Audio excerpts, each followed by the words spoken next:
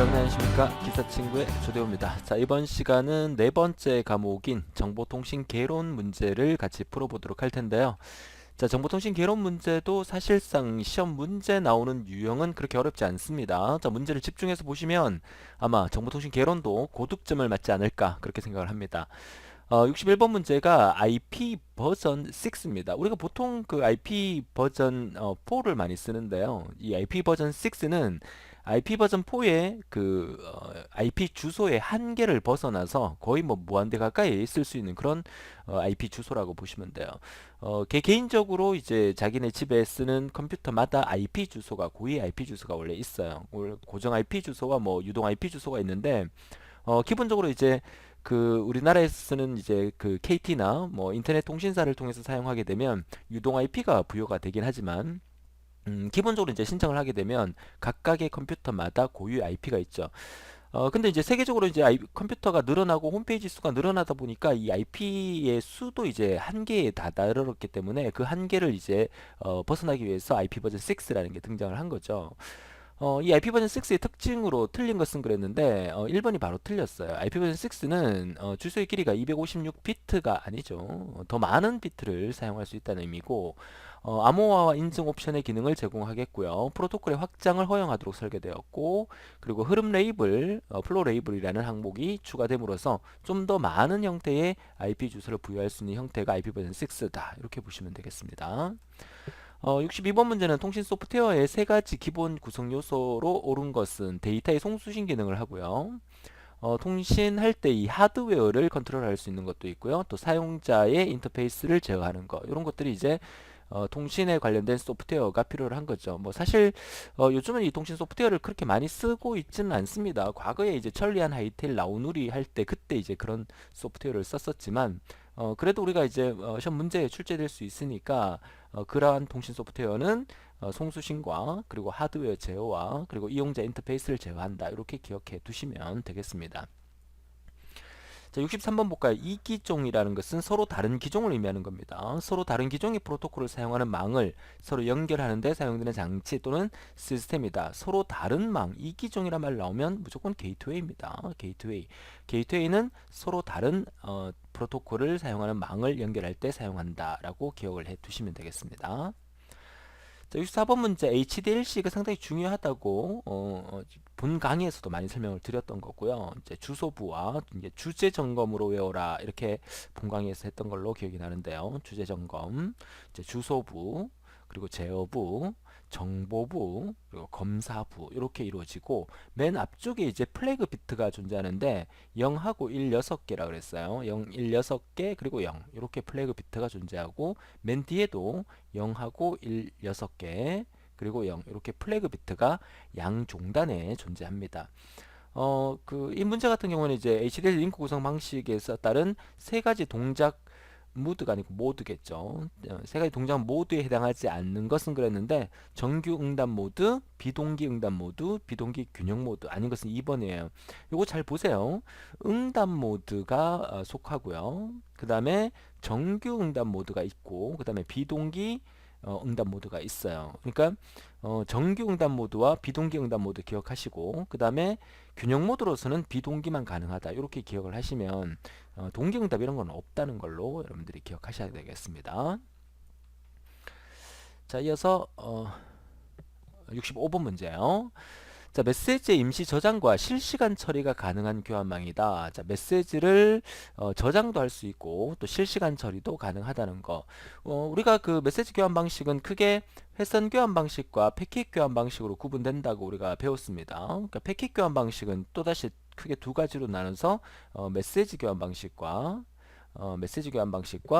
그리고 이제 그 저장할 수 있는 기억할 수 있는 메시지 교환 방식과 패킷 교환 방식 이렇게 두 가지로 나누죠.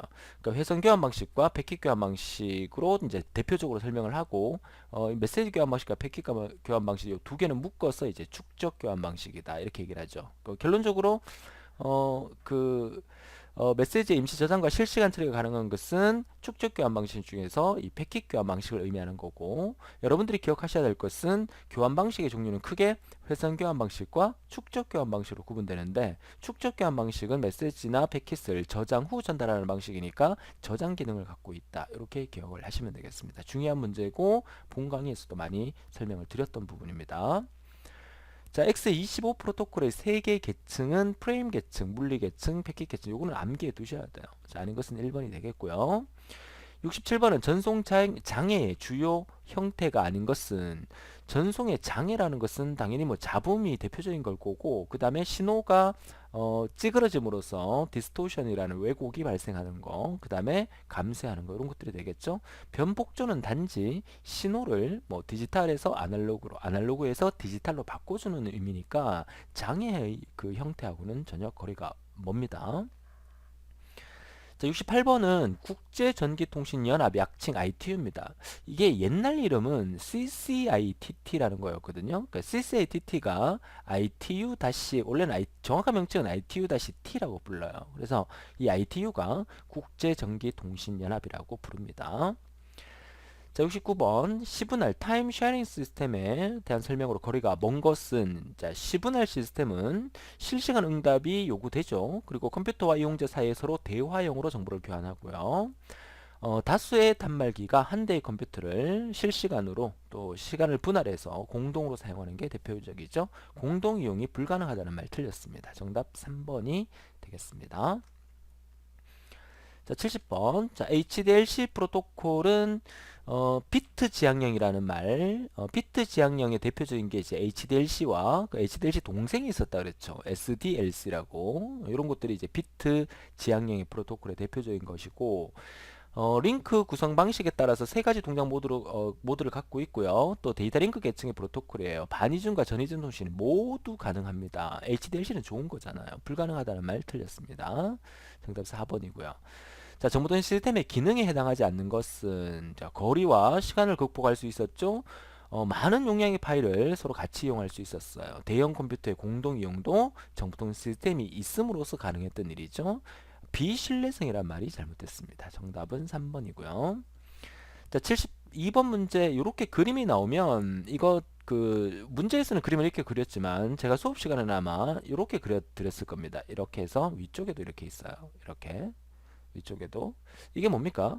이게 버스 노선이에요. 버스의 그 기점이고 버스의 종점이에요. 그쵸? 얘네 박스들은 뭐예요? 그쵸? 버스의 정거장입니다. 자, 데이터가 이렇게 왔다 갔다 하면서, 그죠? 왔다 갔다 하면서 버스 정거장에 사람들을 태우고 내리고 하는 거, 이걸 이제 각 단말기가 정보를 이제 주고받게끔 한다, 이런 의미죠. 자, 이런 형태의 그림을 우리가 버스형이라고 합니다. 버스형. 자, 버스형의 단점은 뭡니까? 이 가운데 노선이 고장나면 전체가 마비될 수 있지만 어느 하나의 단말기가 고장나더라도 버스는 지나다닌다. 그죠? 야, 그런 얘기를 해드렸었습니다. 자, 73번 문제. 통신에서 뭐 거의 유일하게 그 계산 문제 형태가 나올 수 있다라고 말씀을 드렸던 것 같은데 혹시 기억나세요? 자, 세 개의 비트가 한 개의 신호 단위인 경우에 통신 속도 bps와 보호는 어떻게 된다? 동일하다 합니다. 동일하다. 한 개의 비트일 경우에는 동일합니다. 결국 bps는 세 개의 비트가 한 개의 신호니까 3비트는 3보호가 되는 거예요. 그죠? 정답은 3번이 되는 겁니다. 자, 이 문제 제가 본강의 설명드릴 때 한 개의 비트가 하나의 신호 말고 2비트라는 게 있었고, 그 다음에 3비트, 그 다음에 4비트, 뭐 이런 개념이 있었죠. 이걸 다른 말로 우리가 시험 나올 때 D비트 이렇게 나오고요. D비트, DIBIT. 얘는 트리비트, TRI비트. 제가 뭐 3 할 때 TRI 비트인데 3 할 때 THRE 이렇게 얘기하는 게 아니라, 이거 영어가 아니라 이렇게 부릅니다. TRI라고 3비트라고. 그 다음에 4비트는 이제 쿼드 비트 해가 QUAD 이렇게 불러요. 쿼드 비트. 그래서 D비트라고 나오면 곱하기 2 생각하시면 되고, 3비트 나오면 곱하기 3, 그 다음에 쿼드 비트 나오면 곱하기 4로 생각하시면 됩니다. D비트는 또 다른 말로 이제 2비트니까 2비트는 2의 2승해서 4상을 의미하는 겁니다. 4위상 할 때 상자가 들어가면 2비트나 4상이나 똑같은 말이고요. 3비트는 2의 3승이니까 8위상 할 때 8위상 하면 3비트랑 똑같은 말이고 4비트는 2의 4승해서 16위상이라고 나오면 4비트란 말과 똑같은 말입니다. 자, 273번 같은 문제는 지금 문제는 한 비트가 한 개의 신호 단위에 똑같다고 의미했으니까 세 개의 비트나 3보호나 똑같은 말의 의미인 3번이 답이지만 추후에 이제 뒤에 문제 다른 문제를 풀 때 이러한 형태의 문제가 많이 나올 수 있으니까 같이 기억해 두셔야 되겠습니다. 자, 14번 문제는 다음 중 CRC 방식과 거리가 먼 것은 CRC 방식 아까 HDLC에 사용합니다. 이 HDLC가 아까 주재 점검, 주소부, 제어부, 정보부, 검사부 중에서 그 검사부에서 CRC 방식을 쓰고 있어요. 이 CRC 방식을 다른 말로 다항식 코드를 이용한다 해서 다항식을 사용한다는 말을 쓰고요. 그 다음에 오류 검출 기능이 있죠.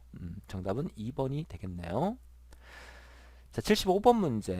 자, IEEE 802.15 규격의 범주에 속합니다. 사용자 중심으로 작은 지역에서 주로 블루투스 헤드셋 그리고 스마트워치 등과 같은 개인화 장치들을 연결시켜주는 무선 통신의 규격을 무엇이라고 하는가? 자, 보기 볼까요?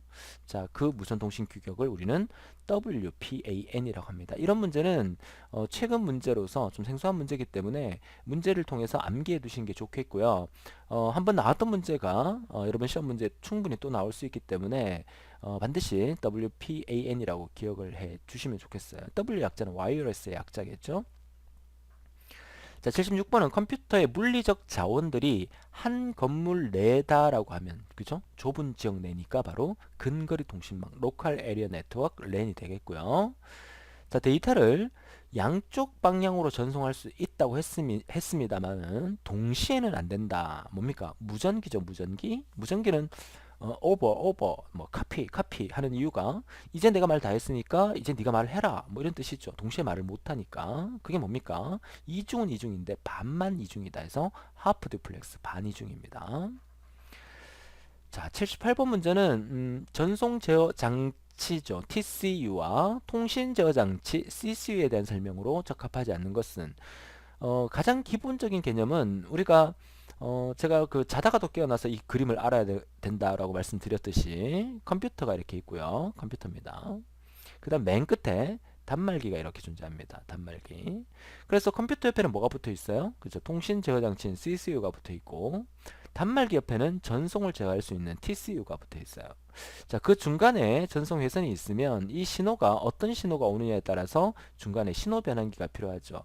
여기도 신호 변환기, 여기도 신호 변환기가 필요한데 뭐 보통 이제 모뎀이라는 신호 변환기를 양쪽에 씁니다.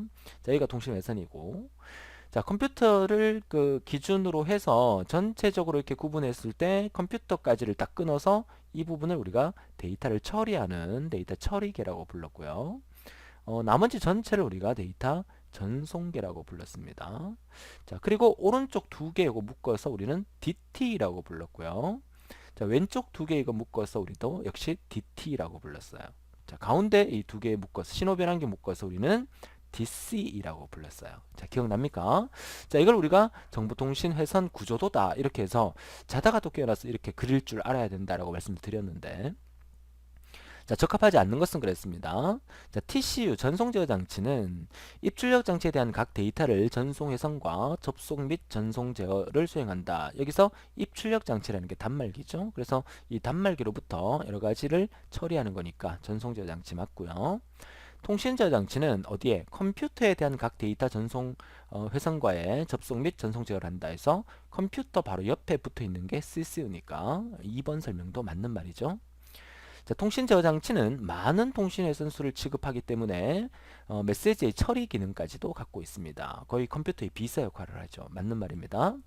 전송 제어 장치는 많은 통신 회선수를 취급할 수가 없어요. 어떻게? 단말기 하나의 회선만 취급할 수 있는 거예요. 그죠?